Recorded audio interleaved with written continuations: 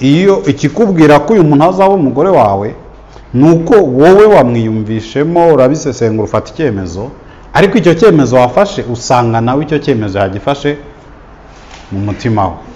Ni ukuvuga ngo nawe na mugenzi wawe nimumara kwemeranya ko Imana ibahaye kuzashakana, ikintu cya mbere mukeneye gutahura ni ukuvuga ngo harya ubu ngubu nge nawe Imana igambira irashaka ko dukora iki, irashaka ko tumarira iki abandi. Urukundo rwuzuye n'amakimbirane ntago bitandukana, biragendana rwose. Ubushaka iki nawe ashaka kiriya, kandi mwese mushaka kugendana. Iyo rutaruzura ubushaka iki nawe ashaka kiriya ukamureka kubera ko ashaka icyo udashaka. Ariko iyo rumaze kuzura ababizi ko ushaka iki nawe uzi ko ashaka kiriya, ariko mukavuga ngo ya hari ntabwo ndi bureke ngo ugende wenyine kubera ko ushaka kiriya, tugomba kugendana, amakimbirane akavuka.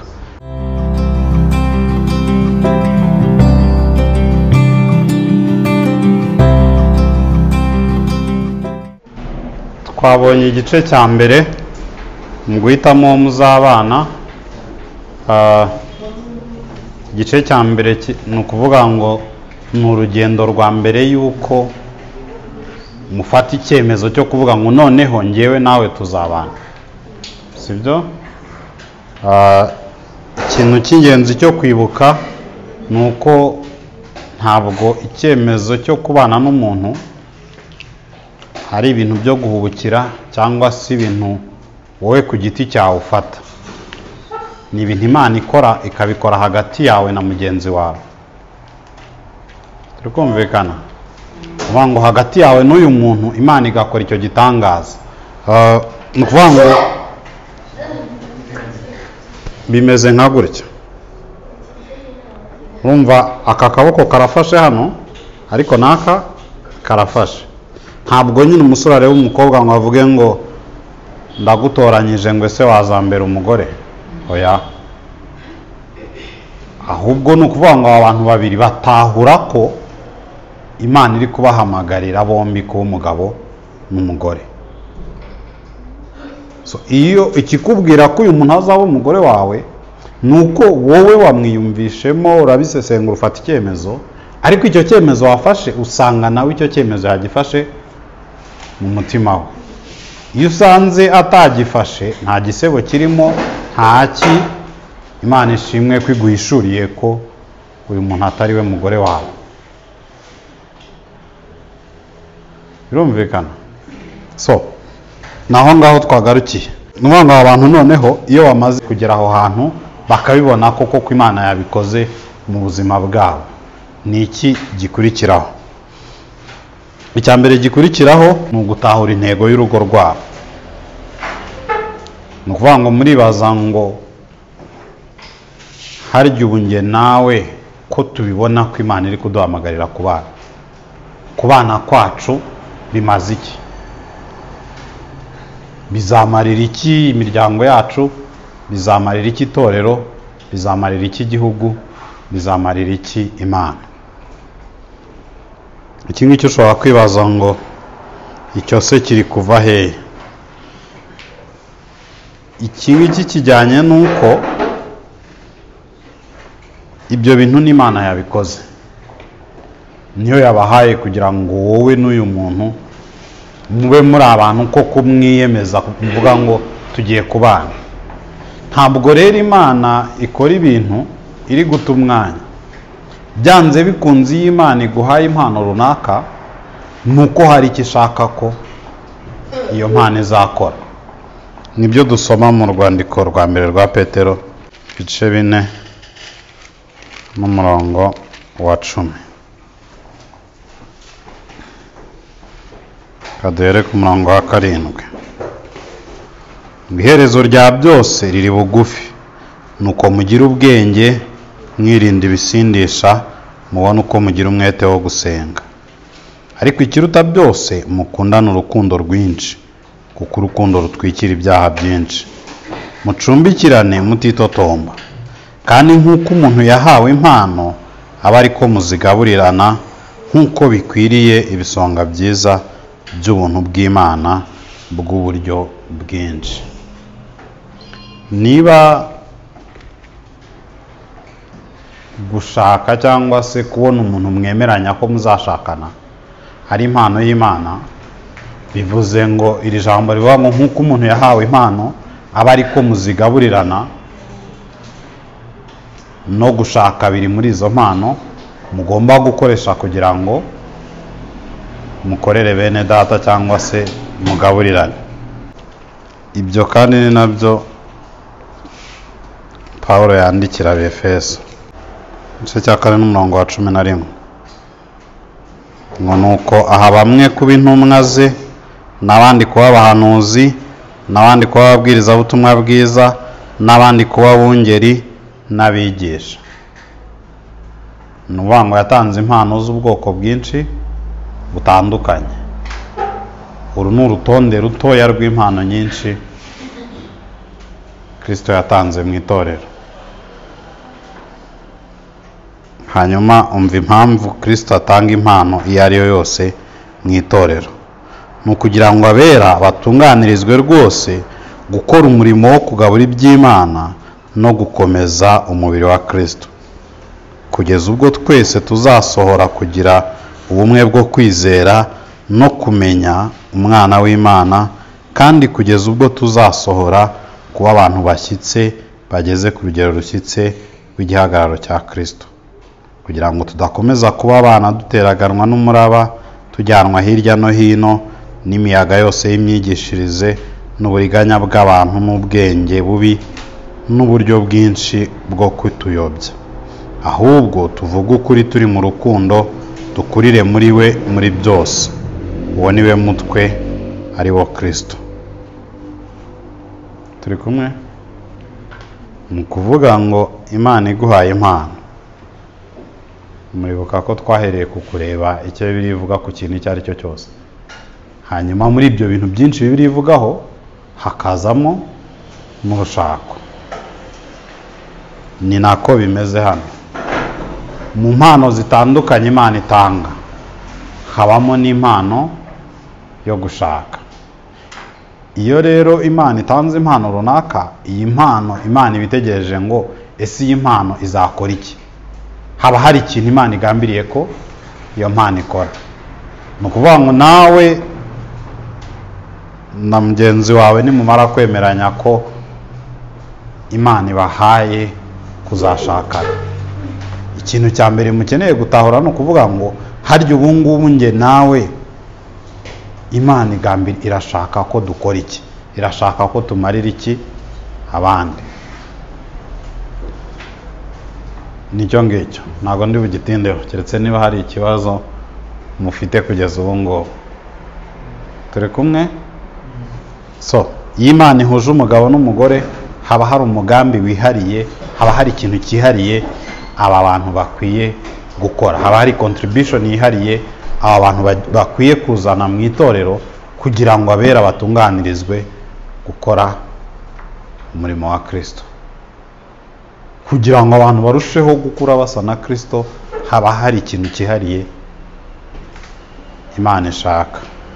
Ni ukuvuga ngo byanze bikunze nawe n'uwo muzashyingirana, niba Imana ibahaye kubana, niba Imana ibahaye gushyira hamwe, nuko hari ikintu ibategerejemo. Turi kumwe? Icyo kintu rero iyo umaze gukundana n'umuntu, iyo mumaze kwemeranya ko muzabana, akazi kanyu ka mbere ni ugutahura icyo kintu. Kugitahura biroroshye, ni ugusesengura ubuzima bwanyu, ni ugusesengura impano zanyu, mukavuga ngo ese impano zanjye n'izawe bibaye biri hamwe byaba bisa gute? Kuko icyo gihe iyo umaze kubisesengura no kubihuza, mubona ikintu mwakora, mubona uburyo mwasavinga bene data. Twavuze ngo uko abantu bahawe impano aba ariko bazikoresha bagaburirana. Turi kumwe? So, icyo ni icya mbere. Icya kabiri rero kuri aba bantu bamaze kwiyemeza, bamaze gutahura ko bazabana, ni ugutahura inshingano n'uruhare rwa buri umwe muri uwo murimo. Ni ukuvuga ngo mwamaze gutahura dore ikintu Imana ishaka ko dukora, dore uburyo Imana ishaka ko dufasha bene data nk'umuryango uri hamwe. Hanyuma muri uko kubafasha rero uruhare rwawe ruzaba ari uruhe, uruhare rwa mugenzi wawe ruzaba ari uruhe. Mukabyiga, mukabimenya, ukamenya ngo nkurikije ko uyu muntu ahandoringa amafaranga gutya, nkurikije ko uyu muntu ashobora gukora ibi n'ibi n'ibi, nkurikije ko uyu muntu ashobora gukora ibi n'ibi, dore icyo uzakora, dore icyo nzakora, kugira ngo cya kintu Imana iduhamagarira koko dufashanye kugisohoza. Biri kumvikana? Hanyuma icya gatatu ni ingamba ni strategies cyangwa se strategy mu buryo bwo gukora ibintu, sibyo? Urugero, birashoboka ko mwatahura ko bitewe n'impano zanyu, bitewe n'ahantu muri, wenda Imana iri kubahamagarira ko mwatangiza umurimo wo gufasha abana, sibyo? Niba mutahuye ko Imana iri kubahamagarira gutangiza umurimo wo gufasha abana cyangwa se gukomeza umurimo wo gufasha abana mu itorero iwanyu, mukeneye kwibaza ngo harya ni iki mfite nzazana muri uyu murimo, ni iki wowe ufite tuzazana muri uyu murimo, tuzagihuza gute? Hanyuma ntibigarukira aho ngaho mukavuga ngo ese ko ufite iki ngiki nkaba mfite iki ngiki, tukaba dufite umurimo ungana gutya, tukaba tubarizwa muri Anglikani hano,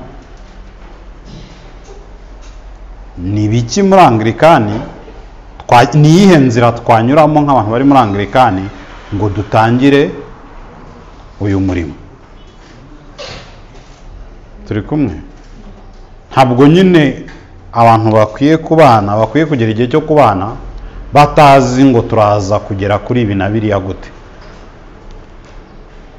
Icyo ngicyo Yesu yakivuzeho muri Luka, abwira abantu ngo ese ninde muntu wagiye kubaka inzu y'amatafari ndende ntabanze kwicara ngo arebe ko afite impiya zihagije, ku buryo ejo atazubaka yageramo hagati abantu bakamuseka bakavuga ngo uyu nguyu yarisumbukuruje cyangwa se yihaye ibyo adashoboye. No mu rugo rero niko bimera. Ubwirwa n'iki icyo Imana iri kuguhamagarira, ubwirwa n'iki ikintu wowe na mugenzi wawe muzashobora, nuko iyo musesenguye ibibazengurutse mubona ukuntu ibyo bintu bishoboka. Turi kumwe? So nibyo ngibyo umuntu umaze kwiyemeza kubana na mugenzi we, ibyo bintu bitatu bagomba kubishyira mu murongo mbere y'uko bashyingirana. So ikijyanye no kuhitamo muzabana turagisoje. Haba hari ikibazo mubifiteho? Nta kibazo mubifiteho, twikomereza. Good. So tugiye kwinjira mu kindi gice, ariko ndashaka ko dufata iminota mikeya yo gutekereza kuri ibi bintu twiza. Nubwo muvuga ko nta kibazo mubifiteho, ariko ndabizi ko hari ibintu biremereye. Abantu benshi bakunda kujya muri relationship bavuga ngo icyampa gusa kanyemerera, ibindi ni akazi kabyo. Hanyuma bagera mu rugo bakabihirwa rwose, ubuzima bukabura meaning, bagatangira gushakira igisobanuro cy'ubuzima mu bindi bintu bitari byo. Umuntu yagera mu rugo akumva yaba nari mbyaye, kubera ko ubuzima bwabishye nta kindi kintu cyo guhirimbanira, ati yaba nari nibyariye akana. Iyo atakabonye ibibazo biravuka. Hanyuma undi nawe iyo amaze kubyara umwana ikintu cyose iyo wakigezeho urabizi gita agaciro. Ikintu kiba gifite agaciro ugihirimbanira iyo utarakigeraho, ariko iyo umaze kukigeraho gihita gihinduka nyine ikintu gisanzwe. Akavuga ngo iyaba ngo nari nguze imodoka, ngo iyaba ngo nari nubatse inzu, ngo iyaba nari mbonye akazi kangana gutya, iyaba nari ngeze kuri ibi, iyaba nari ngeze kuri ibi. Icyagezeho kitagaciro, icyagezeho gitagaciro. So ni ngombwa rero ko tubitekereza neza. Nk'ubu ngubu wagira ngo dukore uyu mwitozo. Nk'ubu ngubu wowe ku giti cyawe, wa muntu utekereza ko mwazabana, uvuga ngo Imana impaye umukobwa umeze gutya, Imana impaye umusore umeze gutya, byaba birangiye ntabwo nakongera gushakisha.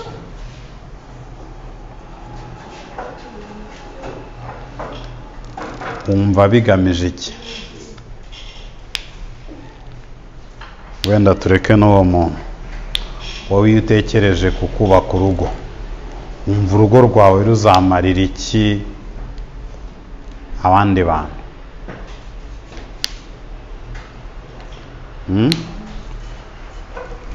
Ndagira ngo utekereze kuri icyo kintu. Ujya wumva urugo rwawe nuramuka ushatse bizamarira iki abandi bantu?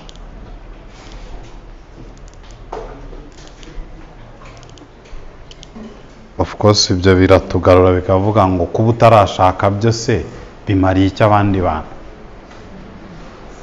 Niba gushaka no kudashaka byose ari impano, ni ukuvuga ngo hari impano ufite aka kanya, hari impano ufite none ahangaha. Yo uri kuyikoresha iki? Niba impano tuzihabwa ngo tugaburire bene data.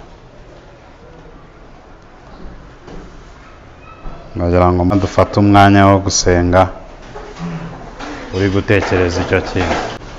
Urabanza wibaza ibibazo bitatu.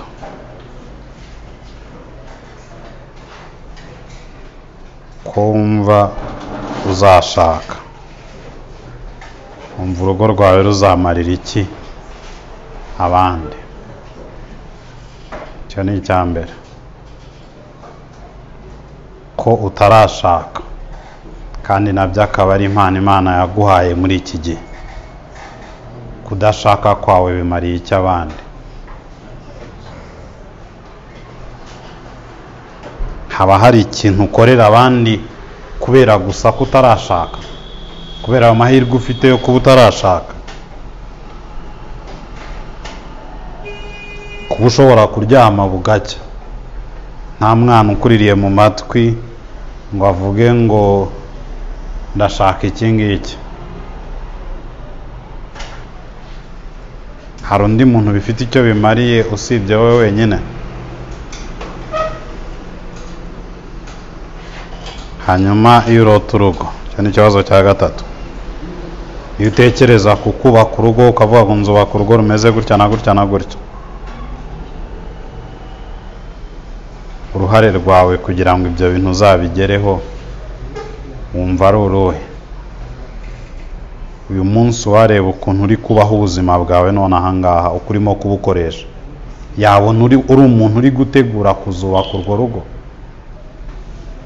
cyangwa uri aho ngaho gusa nyine ubuzima uri kubujugunya nga hariya?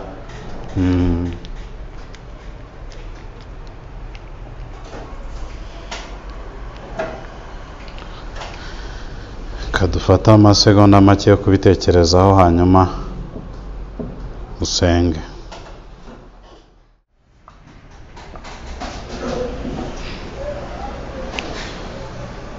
Gadi, ikibazo cyawe cy'ejo kibaza ngo kuki twiga ibintu by'urushako kandi igihe kitaragera cyangwa se tutaragira igitekerezo cyo gushaka. Ubundi ubu ngubu warakererewe kubyiga niba uri kubyiga ubu ngubu, kubera ko mu muco nyarwanda abantu batangiraga kwiga iby'urushako bagiye mu itorero hari ku myaka 12, niho bigiraga kuba umugabo, abakobwa bakigira mu rubohero kuba umugore. So ntabwo rero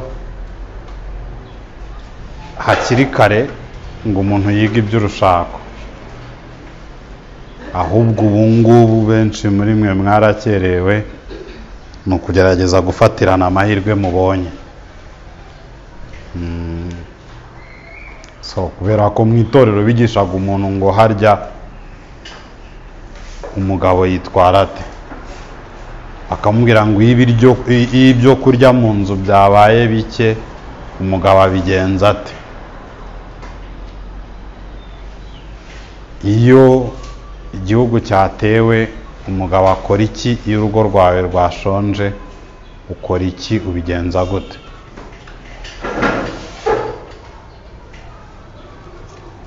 Impamvu rero turi kubyiga ubu ngubu tutagiye no mu bya Bibiliya, Bibiliya iravuga ngo menyereza umwana inzira akwiriye kunyuramo azarinda asaza atarayivamo. So ntabwo rero bisaba ko umuntu aba yakuze. Ikibazo cyabazaga ngo kubera iki dukwiriye gushaka, ese ni ngombwa, ni gute wamenya uwawe? Cyasubijwe. Ubu ngubu ko mwamenya uwanyu mwabimenya. Yego. Ikindi kikabaza ngo ese ni gute watereta umukobwa muzabana ubuzima bwose? Cyo cyasubijwe. Noneho murabizi. Imana ishimwe. Icyangombwa cyangwa ikintu cy'ingenzi nkwiye kumenya ku muntu tuzabana cyasubijwe. Ubu noneho urakize. Ikintu cy'ingenzi ukeneye kumenya, aje ngo icyangombwa cyangwa ikintu cy'ingenzi nkwiye kumenya ku muntu tuzabana. Cyarasubijwe. Wamenye ikintu cy'ingenzi. Ubu ngubu wamenye nka bingahe? Duhe nk'urugero uvuga ati iki n'iki nkeneye kubimenya ku muntu tuzabana.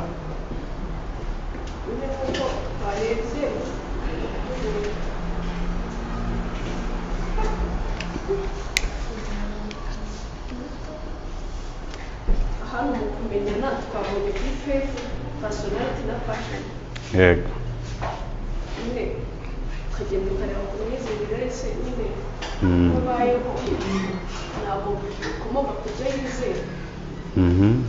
Noneho ukajya kuri personality, imiterere ye nyine ituruka ku iki, ese akunda iki, akora iki, ubwo nyine ukumva ko ni ukumenyana. Yego. Rero aho ngaho mu kumenya ibyo ngibyo bizatuma uhishura n'ibindi byinshi utazi. Yego. Kubimenya bizatuma urushaho kumusobanukirwa, umenye nimba ari wowe, nimba ari we wanyawe ukwiye kubana. Yego. Imana ishimwe ko cyasubijwe. Wanga ibintu bitatu by'ingenzi ugomba kumenya ni ibyo umuntu yizera, ni imiterere ye, ni n'ikintu kimushishikaje mu buzima cyangwa icyo akunda gukora. Iki sivuga ku rushako n'ishusho rusange, iki twarakibonye ejo.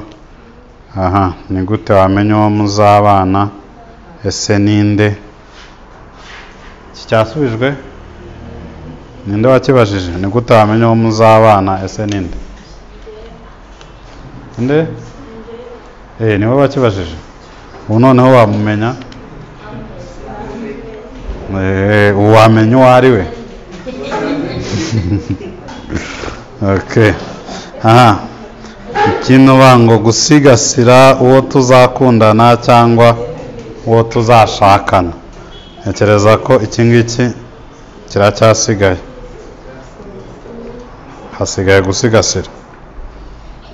Ni nabyo tugiye kureba mu kubaka imibanire myiza. Ni ukuvuga ngo aba bantu babiri bamaze kwemeranya ko bazabana, sibyo? Mu buzima bwa buri munsi ni ibiki bakora bituma ko umubano wabo urushaho gukomera. Biri kumvikana? So hari ibintu nka bitatu bakeneye gukora. Ikintu cya mbere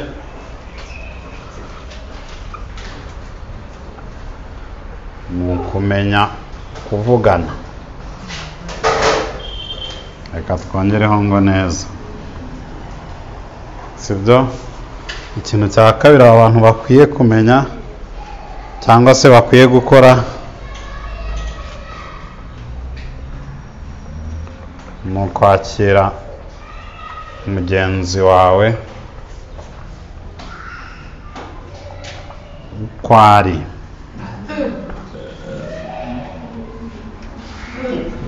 Mugenzi wawe umwakira uko ari. Hanyuma ikintu cya gatatu bakeneye gukora mu kwemera cyangwa se wowe ku giti cyawe ukeneye gukora intege nke zawe.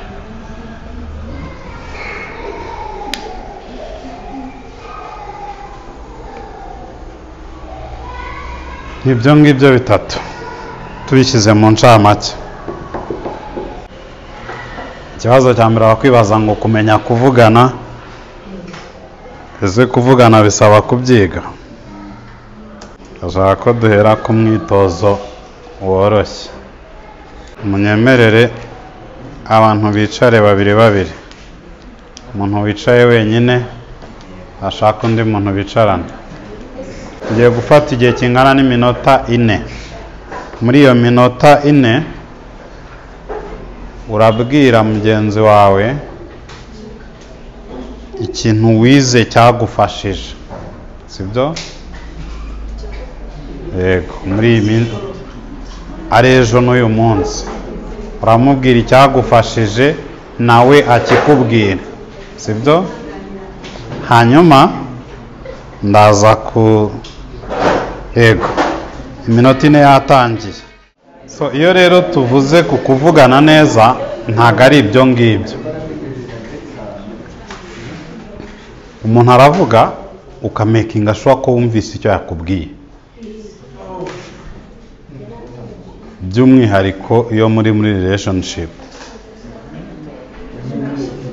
Ninde wabwiye umuntu hanyuma wamara kumubwira akagusobanuza ngo ubwo ushatse kuvuga ko, ukamusubiriramo neza, ukaba uzi neza ko ibintu wamubwiye yabyumvishe nk'uko wabimubwiye?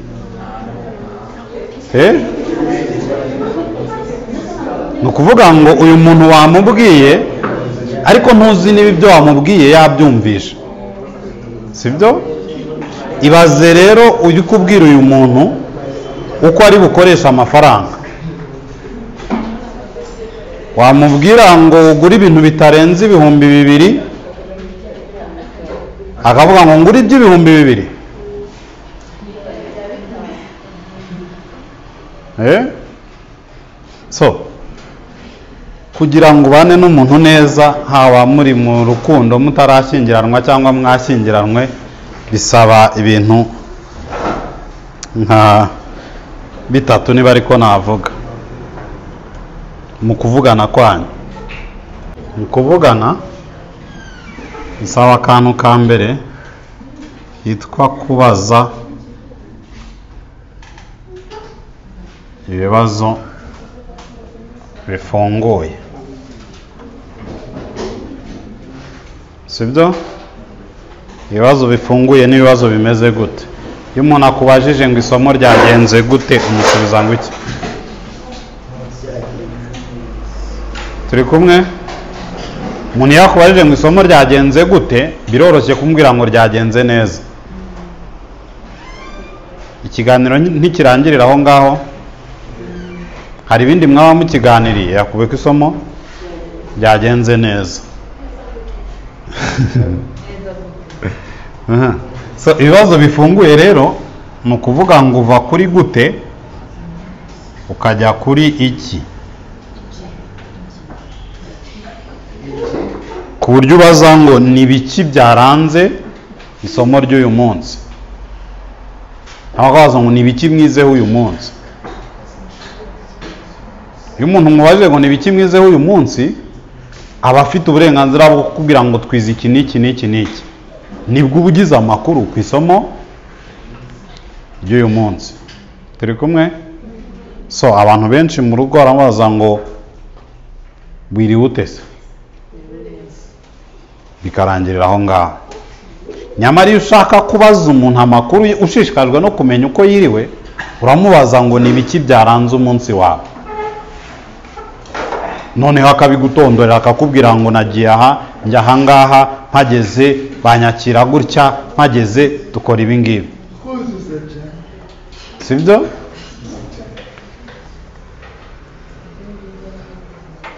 Icya kabiri, iyo ubajije umuntu aragusubiza. Sibyo? Iyo ari kugusubiza ntabwo uhita utangura ngo ngo nanjye ngo dore uko byangenze, ariko ngewe ngo byagenze gutya. Sibyo? Ni ukuvuga ngo iyo uri kubaza umuntu ugomba gutega amatwi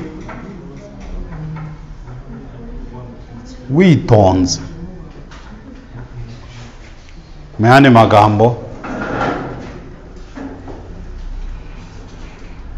utamuca mu ijambo. Kubera iki guca umuntu mu ijambo ari bibi? Iyo uciye umuntu mu ijambo umubwiye ngo ibyo uri kuvuga nta gaciro bifite, ceceka wumve ngewe ufite ibifite agaciro. Nta gasuzuguro karenze kuba umuntu ari kukubwira ukamuca mu ijambo, kuko nuvuga ngo ibyo bintu byose uri kuvuga ntabwo ari ngombwa, ceceka unyumve. So hanyuma ikintu cya gatatu,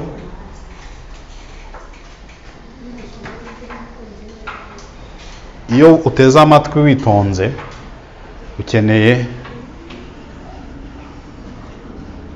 guhitamo igisubizo gikwiriye.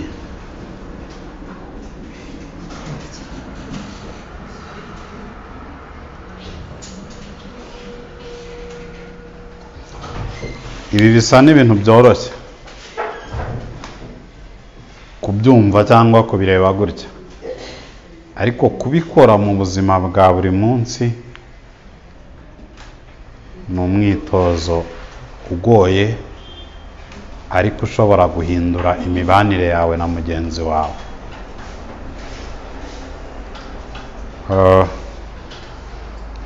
Babaza uko wasigasira imibanire yawe na mugenzi wawe, nawe akabaza ngo ni gute natereta umukobwa. Umukobwa uwo ari we wese, inzira ya hafi yo kumutereta ni ukubangura amatwi.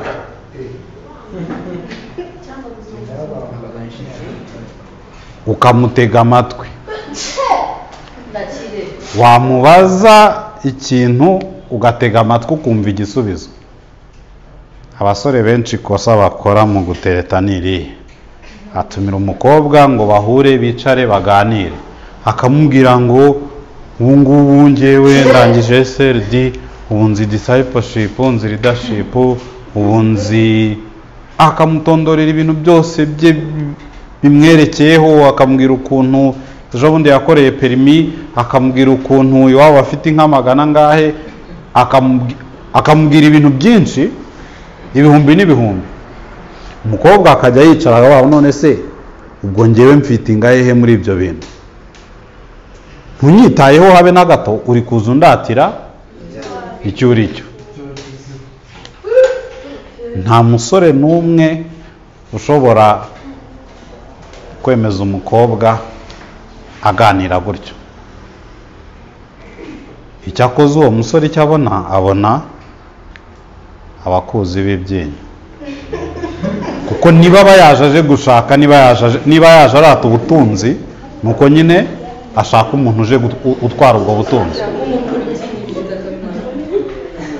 So iyo ushaka iyo uhaye agaciro umuntu, iyo uhaye agaciro umukobwa, umutega amatwi.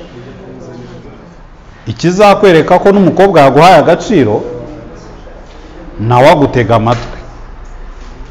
Wavuga ngo ndangije SLD, akakubaza ngo ese SLD ni iki, ukakimusobanurira, ati ubwo se wakuye iki, ukakimubwira, ati ubwo se kikumariye iki, agakomeza guhata ibibazo kugira ngo arusheho kukumenya. kugira ngo arusheho kukumva. Nawe umuntu uri interested mu muntu uri we n'ibyo ukora n'ibyo wanyuzemo nta wamukurutira. Turi kumwe?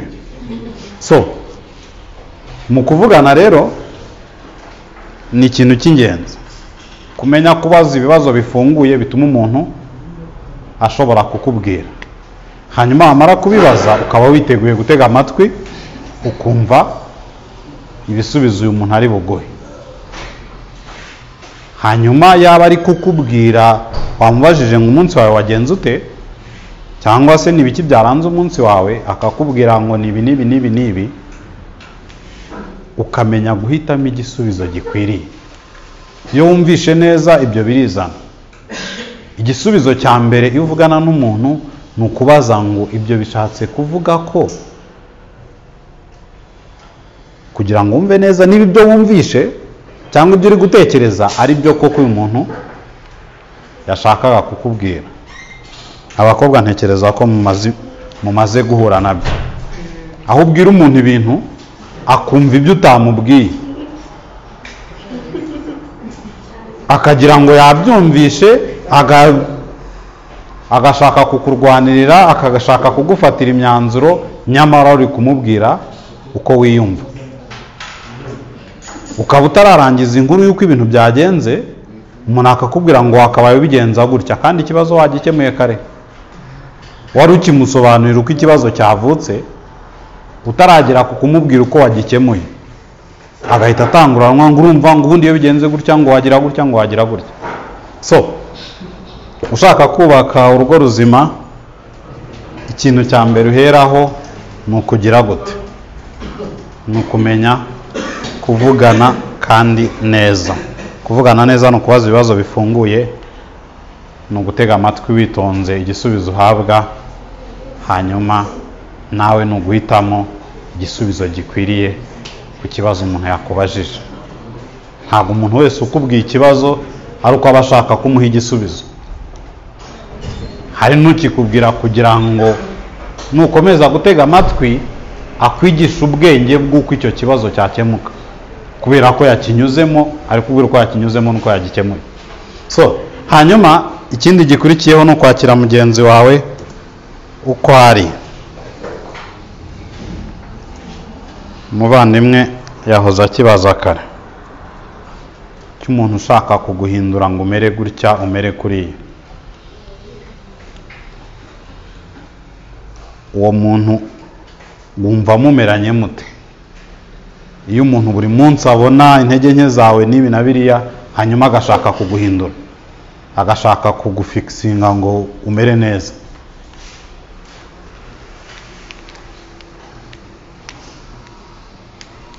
ndi kubaza wa muntu wabitubwiye, wumva bimeze biti? Umuntu umeze gutyo wumva mubanye gute? Wumva wishimiye kubana nawe? Wumva bimeze bite?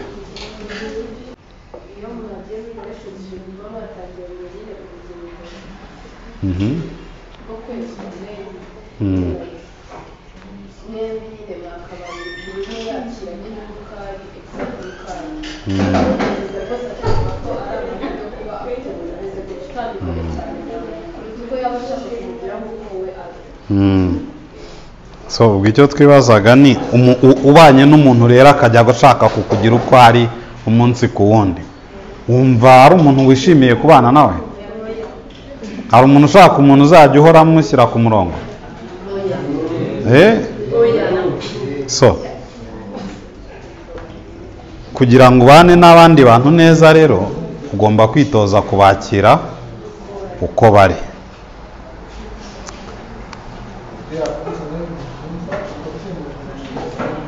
Ngo iki? Yakwereka ibintu umuntu uko abishaka cyangwa uri kumva ibintu mu buryo bwawe. Yego. Noneho wabisharira ibintu bijyanye no mu bigenderemo ntashaka kubyumva. Yego.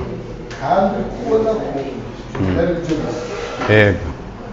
None niwe ugatabyumva nyine ngo reka byivugane amaherezo byawe yaje. Ushingira kuki wemeza ko wowe uko ubibona ariko kuzima? Nko usanga nk'icyo kintu atari ubwa mbere nkinyuzemo. wenda ngeze mbinyuramo n'ingeri no tubakiza no turimo turabana agashaka ubundi ugendanamo mu byo washaka kandi nzi neza ko ari n'icyo ugiye kubinyuramo. Ikikwemeza ko kuba ugiye kubinyuramo bwa kabiri cyangwa bwa gatanu ari wowe ufite amakuru ahagije n'igisubizo cy'ibyo bintu kumurusha n'iki?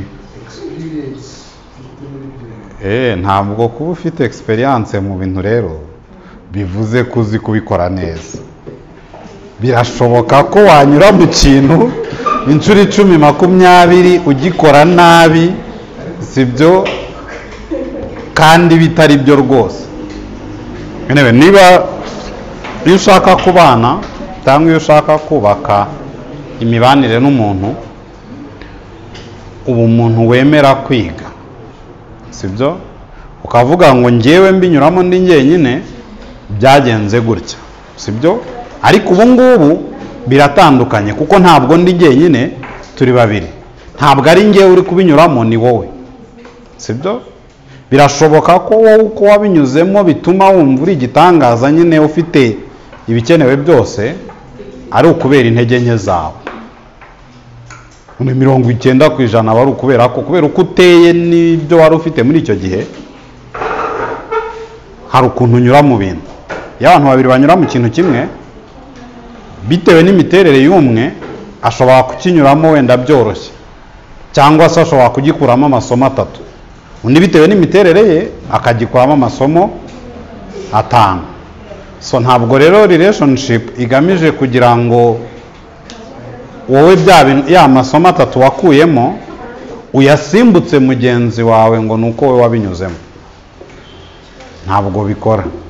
Ikibazo kwakira umuntu uko ateye, wenda nimba ari ikintu gukora kitari cyiza, ukora ukwakira nyine ukuri uko ateye, uramwihorera akora ikibi kandi umureba kandi muri mu rugendo rwo kwezi.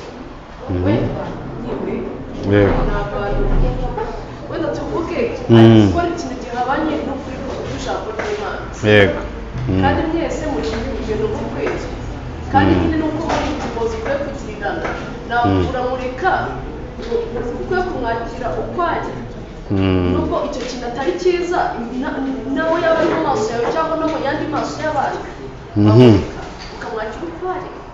Intambwe ya mbere yo nta kintu wamufasha mbere yo kumwakira uko ari, sibyo.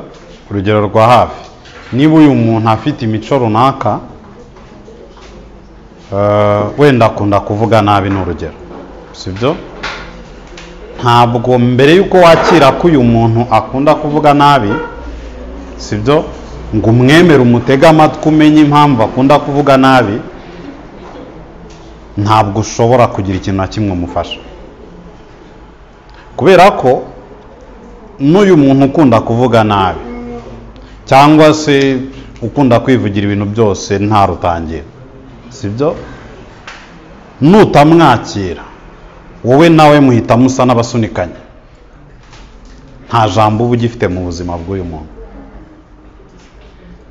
So biba bishaririye kurutaho cyangwa biba bikomeye iyo ari umuntu mwamaze kwiyemeza ko wowe nawe muzabana. Ntabwo akazi kawe ari ukumuhindura ngo amere gutya, sibyo, cyane ko nawe ubwawe udatunganye. Ntabwo nyine uri umucamanza wa mugenzi wawe, wowe icyo uri ni umugenzi mugendana. Akazi kawe ni ukumufasha kugira ngo we ku giti cye atahure ububi bw'iki kintu ari gukora, sibyo, hanyuma kireke. Uzabona umusore n'umukobwa bari mu rukundo, baba bari buhure, umukobwa akabaza ukuntu agomba kwambara, azi neza ko uyu musore atabikunda, akiyambika akambara gutyo, hanyuma baba batari buhure, ukabona n'undi muntu akaba afite ubuzima bubiri nyine uyu muntu ari kubamo. Kubera iki? Kubera ko uyu musore yashatse kumuhindura ukuntu runaka, so umukobwa nyine biramucana, kimwe n'umukobwa nyine ushaka guhindura umusore uko atari. Ikiza nuko uyu muntu udahirimbanira kumuhindura, ukamwakira uko ari, nawe akiga kukwakira, hanyuma ukamenya ngo ese uyu muntu umeze gutya aramutse adahindutse ni gute nabana nawe, kuko birashoboka ko atahinduka rwose. So mu kwakira mugenzi wawe uko ari, harimo naho ibintu nka bitatu ukeneye kwakira. Ikintu cya mbere twakivuzeho ni personality cyangwa se imiterere y'uyu muntu. Ikintu cya kabiri nibyo twita love language. Icya gatatu ni icyo twita giftings cyangwa se talents.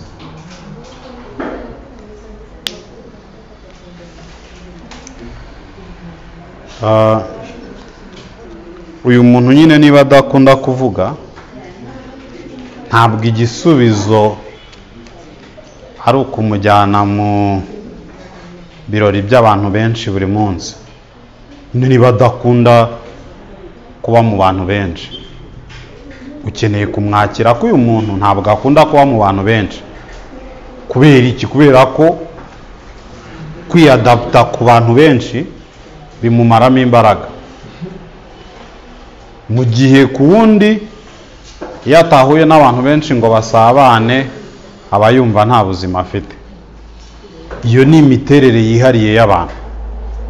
Ukeneye kubyakira umuntu ukamwakira uko ari, ukabuzi ngo uyu muntu niyemeje gukundana nawe akenera umwanya we wo kuba wenyine kugira ngo asubiremo imbaraga. Igitangaje ni uko abantu benshi iyo bumvisha ibintu nk'ibi bya personality type bagira ngo ni ibintu by'abantu bihimbiye n'ibiki byose. Oya, murabizi ko Yesu yagiraga igihe cyo gusiga abantu akajya kuba wenyine. Murabibona muri Bibiliya ko hari igihe yiyufuraga abantu akabareka akajya kuba wenyine, ariko ntabwo yagumaga aho ngaho ari wenyine iteka. Hari n'igihe cyageraga akaza gusabana n'abantu, akigisha ikivunge cy'abantu ibihumbi n'ibihumbi. Hakaba n'igihe arekeraho kubana n'ikivunge cy'abantu ntanabe wenyine, agakurura abigishwa be bangahe bakaganira. Rimwe akaba ari kumwe na 12, nabo akagera igihe abasiga akajyana 3. Turi kumwe? So nuko nyine ibyo ni ibintu mu buzima bw'umuntu biba bikenewe. So ushatse rero gufata uyu muntu ukenera umwanya mwinshi wo kuba wenyine, ukavuga ngo ntazongere kuba wenyine, ngo ibyo ngibyo ni ibiki, ntumwakire, ni ikibazo. Turi kumwe? So ukeneye kwakira umuntu mu miterere ye n'uburyo abana n'abandi. Icya kabiri nibyo bita ngo ni love language. Love language ni iki? Ni uburyo bwawe bwo kumva no kwakira urukundo, kwakira ko witaweho. Hari umuntu wumva yitaweho kubera ko yahawe ibintu runaka, hari n'uwumva yitaweho kubera ko mwafashe umwanya mukaganira, hari n'uwumva wiyitaweho kubera ko hari icyo wamufashije. Ibyo rero nta hantu wabihungira. Uzabona umudamu mu rugo kugira ngo yumve akunzwe nuko hari ibintu wakoze mu rugo. Ese hari ibintu nyine nawe wakoze, ntabwo ari amagambo meza wamubwiye, ntabwo ari gift wamuhaye. Oya, nuko mwabyutse mu cyumba ugafata umwanya wo gusasa uburiri. ntuhore wumva ari ugomba kubusasa, ntuhore wumva ari ugomba gukora ikintu kiri. So buri muntu wese agira uburyo bwe bumukora ku mutima bwo kumva yitaweho. Ibyo rero iyo ushaka kugirana imibanire myiza n'umuntu ugomba kubizirikana. Icya gatatu ni impano z'umuntu, gifting cyangwa se talents. Ushaka gukundana n'umuntu ukeneye kwakira impano uyu muntu afite. Niba uyu muntu ari umuririmbyi, umuha umwanya ajye muri korali, kuko repetisiyo kuri we ni ikintu cy'agaciro, ni ikintu kimunezeza. Niba uyu muntu ari umucuranzi, ntuvuge ngo ariko ngo umuntu yirirwa ahonda ingoma bukira. Hari umuntu nyine icyo kintu gifasha. Turi kumwe? So impano ni ikintu kiri komplike ku rwego rwo hejuru. Wari uzi ko hari abantu bafite impano yo guteka? Wari uzi ko hari abantu bafite impano yo gusogongera ibyo kurya? Babihemberwa ko basogongeye. Mu isi habaho abantu bahemberwa gusogongera. Ushobora gusogongera ikawa akavuga ngo iyi ngiyi ni Inyarwanda. Yego. Akavuga ngo iyi ngiyi niyo muri Ethiopia. Akavuga ngo iyi ngiyi ni ikawa zo mu Rwanda, iyi ni Cyangugu, iyi ni iya hehe, iyi ni iya hehe. Ni akazi bahemberwa. Ni ukuvuga ngo abantu bagira impano zitandukanye, kandi impano ni ikintu kiri komplike ku buryo iyo utazi gutega amatwi, iyo utazi kwitaho, udashobora kumenya impano ya mugenzi wawe. Kandi iyo udatahuye impano ya mugenzi wawe ntabwo wamenya uko mukorana. Sibyo? Bigusaba kuba uzi ngo uyu muntu burya afite impano yo gukora ibi bintu, niyo ngomba kumushyigikiramo, twayikoresha gutya.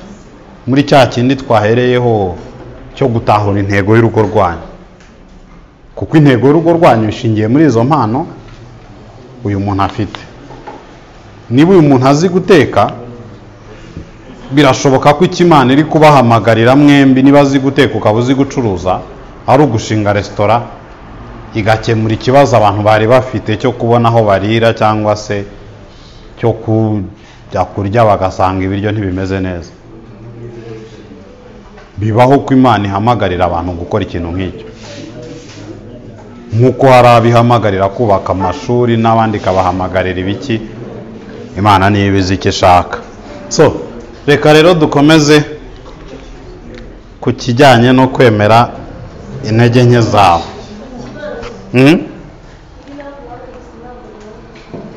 Kuri love language ntabwo wumvise neza. Kuri love language twavuze ko abantu bafite uburyo butandukanye bwo kwakira ko bitaweho, butuma bumva bitaweho. Abantu batandukanye bitewe n'ukuntu Imana yabaremye, bumva bakunzwe cyangwa se bitaweho mu buryo butandukanye. Ni ukuvuga ngo natanze urugero, hari umudamu wumva yitaweho kubera ko hari icyo wamufashije, kubera ko hari ikintu wamukoreye. Urugero, iyo abyutse mu gitanda ukagisasa, akumva rwose nibwo buryo bwo kumukunda kuruta kumubwira ndagukunda 200. Hari n'undi nawe niyo wakora ibingana iki, utamushakiye amagambo yihariye meza, atarumva asobanuye ko umukunda, akaba yumva ntacyo wakoze. So uzababona abantu mubana nyine bashaka ko muganira, akumva ikimushishikaje nuko wowe nawe muganira.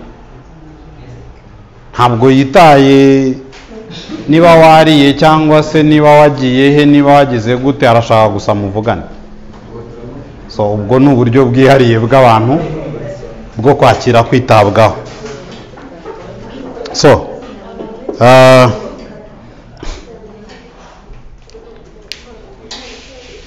ikijyanye no kwakira intege nke zawe, iki twarakibonye. Ukuri ni uko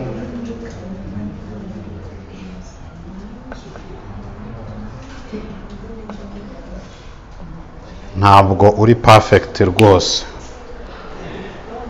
Ikibabaje ni uko buriya nubwo ubizi neza ko utari perfect, we expectinga ko abandi baba perfect. So niyo mpamvu kuba utari perfect ukwiye guhora ubyiyibutsa umunsi ku wundi, kuko umuntu umwe nuvuga ngo kubera ko ntazi ko ntari perfect, ne expecting abandi ko baba perfect, avuga ngo n'amaburaburizo ngo naho byakwanga ngo at least ngo umuntu ngo akwiye kugira gutya. Iyo at least uyishingira kuki? Kubera ko uyu muntu umwipimamo, ariko uyu muntu ntabwo ari wowe. Kuvuga ngo ni gute se ngo umuntu ngo atagira gutya na gutya?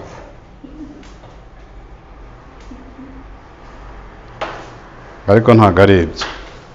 Ibyo bibusanye n'icyo Bibiliya ivuga, twarakibonye. Twabonye ko Imana yaremye umugabo n'umugore, umwe imukuye mu rubavu rw'undi. Nuvuga ngo ari abantu babiri batandukanye. So ntabwo rero umugabo areba umugore avuga ngo ariko ngo umugore wanjye yarananiye ngo ntashobora no kugira gutya. Nawe agusuzumye yabona ibintu utashobora no gukora. So ukeneye kwakira ko utari perfect, hanyuma ukakira ko n'uwo wari uriwe ejo uyu munsi utakiriwe. Ni ibintu bibiri ukeneye kuzirikana. Buri umunsi ku wundi urahinduka. Imbaraga wari ufite ejo ubu ngubu ntabwo arizo ugifite. Amahitamo wari bukore ejo ntabwo ariyo wakora uyu munsi, kubera ko ibintu wabonye by'influencing amahitamo yawe, ibyo wari warabonye ejo ntabwo ari byo wabonye uyu munsi. So iyo uri kubaka relationship rero ugomba kubyakira ko uyu muntu ukeneye guhora umwapdatinga ku bintu biri kuba mu buzima bwawe, kubera ko nyine hari ukundi kuntu uri guhitamo, hari ukundi kuntu uri gutekereza nyuma y'uko wumvisha abantu babiri imodoka yagongeye hariya. Bihita bihindura ukuntu utekereza, bihita bihindura ukuntu wambuka umuhanda. So niba rero byahindutse, niba ushaka gukomeza kubana neza na mugenzi wawe, akeneye kumenya ko hari ikintu cyahindutse muri wowe. Iyo atari kukimenya, urumva muba muri kujya mu byerekezo bibiri bitandukanye. Hari ikibazo kiri muri ibi bintu kugeza ubu. So dukeneye rero kureba ni gute ibi bintu uko ari bitatu bitugeza ku kubaka imibanire myiza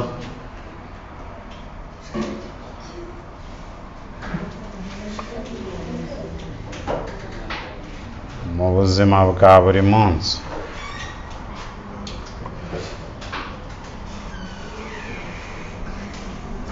Urugero, iyo tuvuze ku kuvugana neza, kuki ari ngombwa ko wiga kuvugana neza?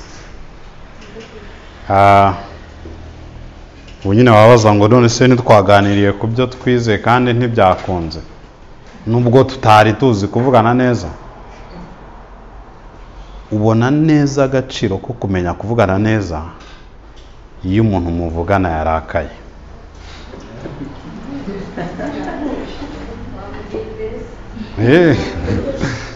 Iyo umuntu muvugana yarakaye cyangwa ababaye, nibwo wumva agaciro ko kuvugana neza. Cyangwa iyo mwashwanye wowe nawe mufitanye amakimbirane, iyo ufitanye amakimbirane n'umuntu ntumubwire ikikuri ku mutima uko kiri. Uyu muntu akomeza kugushinja amafuti, akomeza kumva ari wowe munyamafuti. Bivuze iki? Bivuze ko kumenya kuvugana neza niyo nzira ya mbere, nicyo gikoresho cya mbere cyo gukemura amakimbirane.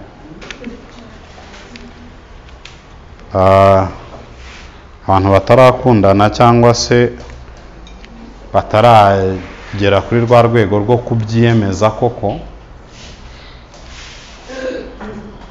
ntabwo bumva iby'amakimbirane. Bagira ngo iyo ukundanye n'umuntu nyine muhora ari sheri ishusho. Oya, iyo mwageze hahandi mwiyemeza wowe n'uyu muntu ko muzabana, kimwe mu bintu biza cyangwa se nyine utasimbuka ni amakimbirane. Nuko mugira ibintu mutumvikanaho. Ati kubera iki? Uba ufite ahantu uhagaze kandi uzi impamvu hahagaze, nawe afite ahantu ahagaze kandi azi impamvu hahagaze. Kubera ko mugiye kujyana ahantu hamwe, bigasaba ngo wemeze uyu muntu ko aho ahagaze agomba kwigira imbere, nawe aho uhagaze akwemeze ko ugomba kwigira imbere. Mugire ahantu hagati muhurira. Iyo rero abantu batarakundana byuzuye, bataragera aho biyemeza, ntabwo biba ari ngombwa. Usanga nyine umukobwa uyumubwiye ibi ngibi, ariko njyewe nabyumva gutya ngo ariko ngo nta kibazo, ngo reka dukore uko ubyumva. Ibyo biba igihe uyu mukobwa nta kintu ari guhomba mu gukora ibintu uko ubyumva. Bivuze ngo nuko nta kindi kintu yari afite, nuko ntacyo bimuhombya. Ariko iyo agifite, iyo azi impamvu akirimo, iyo azi impano ze, hanyuma ukamubwira ngo dushinge resitora, abizi ko atari umutetsi, abizi ko bizamusaba kureka akazi ke akaza muri ibi bintu, muzaburana umunsi wira. Kubera ko azi icyo bivuze kujya muri resitora kandi atazi ibyo guteka, cyangwa se akaba akunda guteka ariko ateka yabishatse, nta pressure imuriho, atari buri muntu uri kohereza ngo ngiye muntekere iki nanjye muntekere iki nanjye muntekere. Turi kumwe? So iyo harimo ibyo bintu nyine by'agaciro muri guhirimbanira, nibwo umenya agaciro ko kuvugana neza. So kubera ko nyine urukundo rwuzuye n'amakimbirane ntago bitandukana, biragendana rwose. Ubushaka iki nawe ashaka kiriya, kandi mwese mushaka kugendana. Iyo rutaruzura, ubushaka iki nawe ashaka kiriya, ukamureka kubera ko ashaka icyo udashaka. Ariko iyo rumaze kuzura, ababizi ko ushaka iki, nawe uzi ko ashaka kiriya, ariko mukavuga ngo ya ntabwo ndi bureke ngo ugende wenyine kubera ko ushaka kiriya, tugomba kugendana. Amakimbirane akavuka. Amakimbirane rero bayakemura gute? Ikintu cya mbere mu gukemura amakimbirane ni ukuvuga ukuri kose. Nuha ugomba kubwira umuntu niyumva gutya, uku niko niyumva, ukagaragariza umuntu aho uhagaze, ntacyo umukinze, sibyo? Hanyuma icya kabiri, niba uri kugaragariza umuntu aho uhagaze, ugomba no kuba witeguye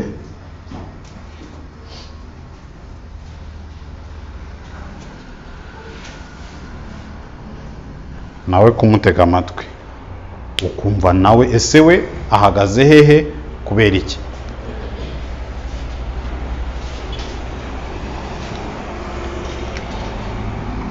Icya gatatu,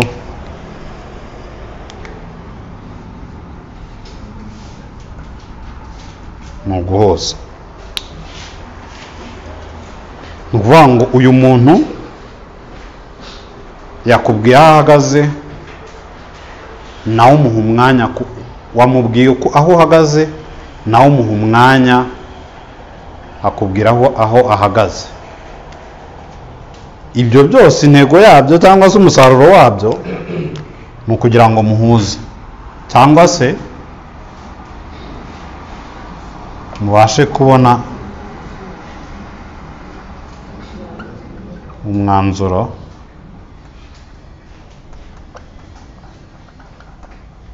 mwembi mushima.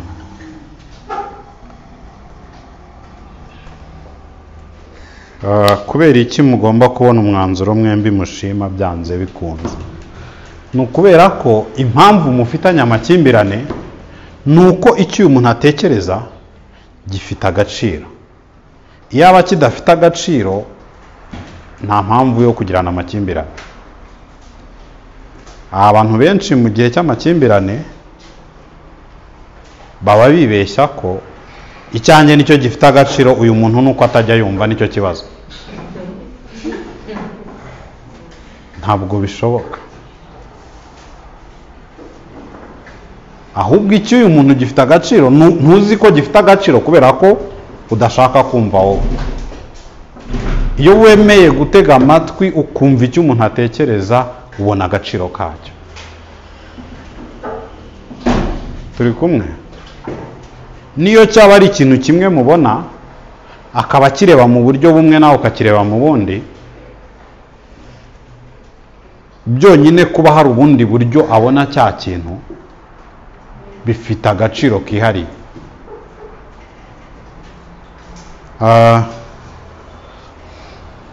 Indi mpamvu ni uko iyaba wari ubishoboye wenyine, iyaba utari ukeneye icyo umuntu atekereza, ntago muba mufitanye amakimbirane. Turi kumwe? Impamvu mugira amakimbirane nuko icyo afite gifite agaciro, kandi icyo kintu afite uko kuntu ari gutekereza wowe urabikeneye. Iyaba utabikeneye uba wagiye inzira yawe ugakora ibyawe. Ibyo rero bikorwa nuko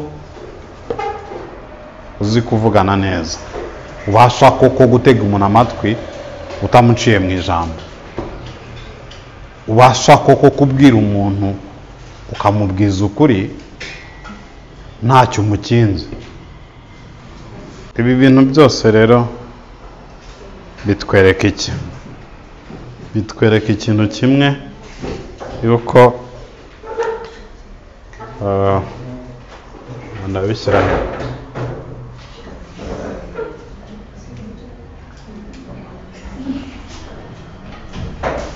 kubaka urugo rwiza mu urugendo rukomeza.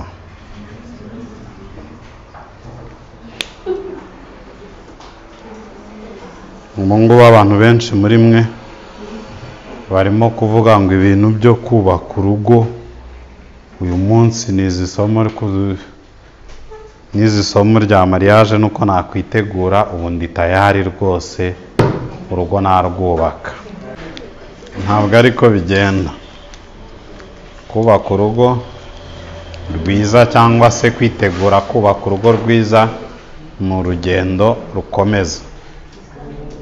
Kubera iki? Nguvuga ngo ibyo wumva umuntu uri we none aha ngaha ntabwo ari uzaba uri we ejo. Ejo uzaba wabaye undi muntu, kubera ko hari andi makuru uri bufate, hari ukundi kuntu, hari ibindi bintu uri bubone, kandi ibyo ngibyo tubona, ibyo ngibyo tunyuramo nibyo bigena abo tubaho.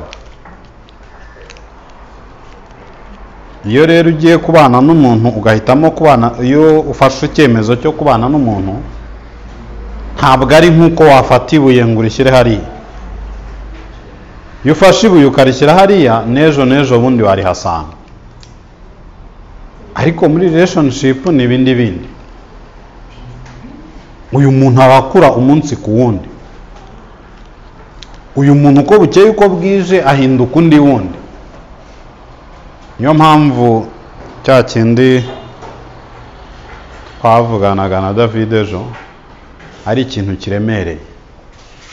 Impamvu ari ngombwa ko umugabo n'umugore babana cyangwa se baba bari hamwe bahura kenshi babonana kenshi, ni ukugira ngo utazaza nyuma y'umwaka ugasanga umuntu wasize n'uwo usanze ni abantu babiri batandukanye. Turi kumwe? Niyo mpamvu aho bishoboka umugabo n'umugore bakwiye guteranira mu rusengero rumwe, bakiga inyigisho zimwe bagakurira hamwe, kubera ko uko basomye Bibiliya babona ubundi buzima, sibyo? Uko ubonye ubwo buzima urahinduka. Iyo umenye ukuri ku bintu runaka urabireka ugafata ibindi, ugatangira kumva ibindi, ugatangira gukora ibindi.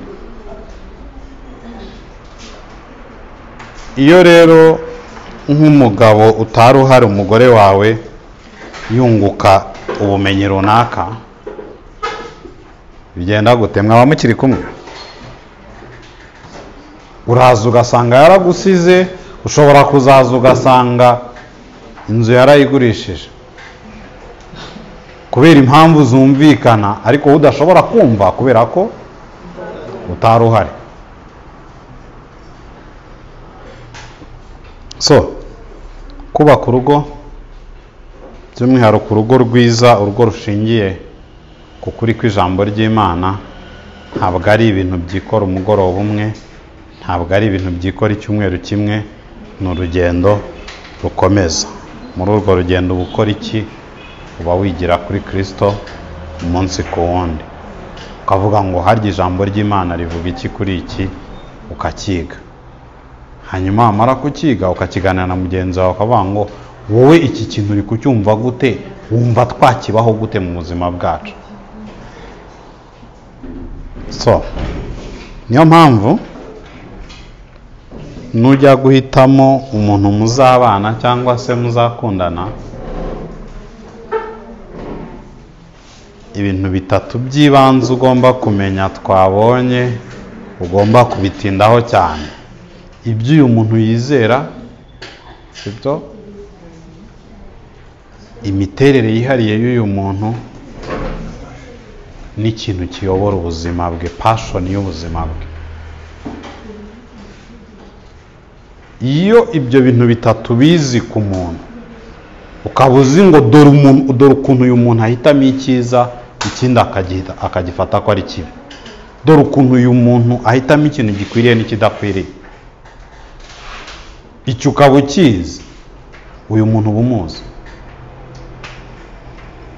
Kuko ibyo akora, imico agira, igenwa n'uko kuntu yumva ko nyine ibyo ari gukora ari byo by'ukuri.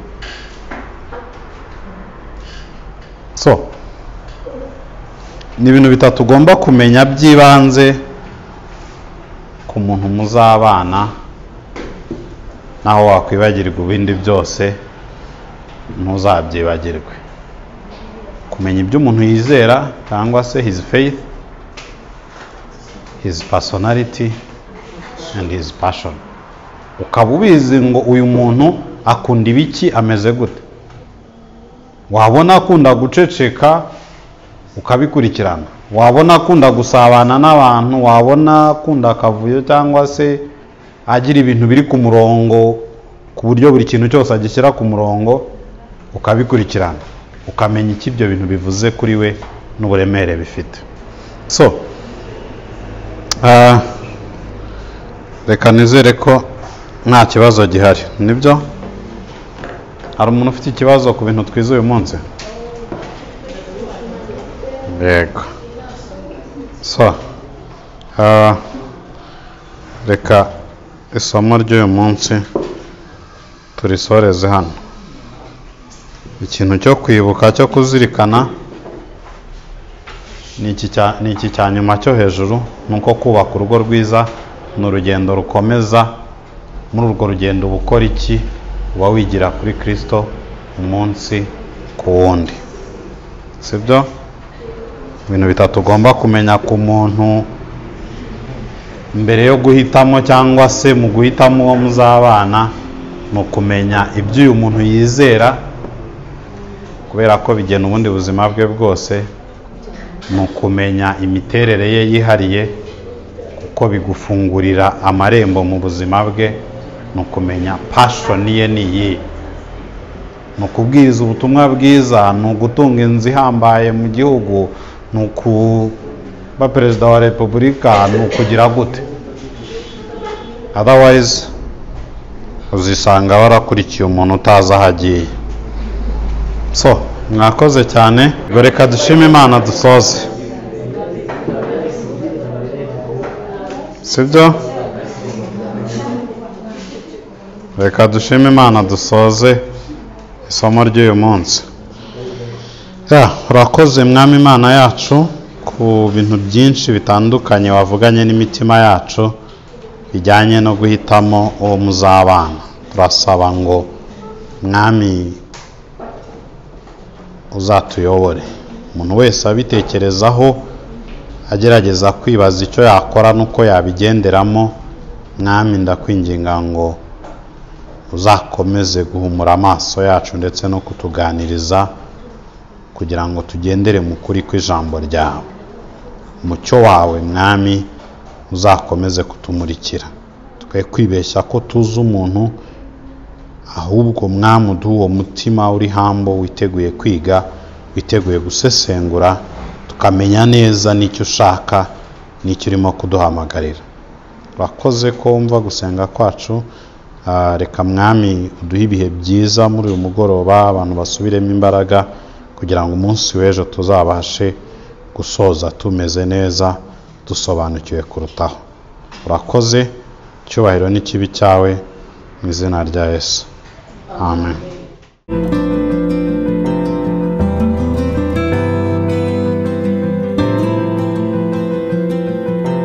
Icyatumye dutegura inyigisho ndetse n'izindi nyinshi wasanga ku rushaka.rw nuko twifuza kubona umuryango nyarwanda urangwa n'ingo nziza zishoreye imizi mu rukundo rwa Kristo.